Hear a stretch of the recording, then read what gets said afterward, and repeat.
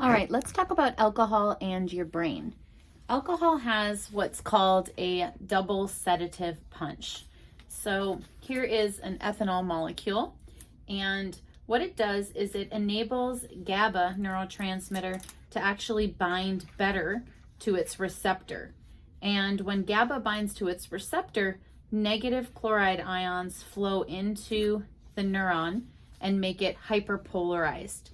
That means this neuron is more negative inside and it is less likely to fire an action potential. Okay, the other thing it does is it interferes with the ability of glutamate to bind to a glutamate receptor on that neuron. And glutamate is an excitatory neurotransmitter. So it would make this neuron more likely to fire an action potential. So in messing up with glutamate's ability to bind, this is another effect that again makes this neuron less likely to fire an action potential. That's why people drinking alcohol feel very relaxed. They don't feel inhibited, so they're more socially outgoing. They're sedated. They have slower reaction times, blurred vision, slurred speech, impaired memory.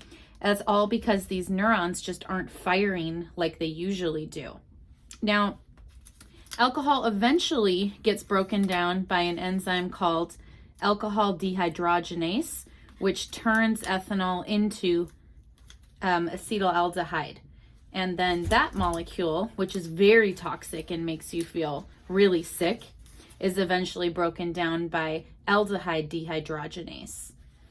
And you pee it out, and the ethanol is gone. And the half-life is about 4 to 5 hours for this substance, which means, relative to THC, for example, that's a short half-life. So it doesn't stay in your system for very long.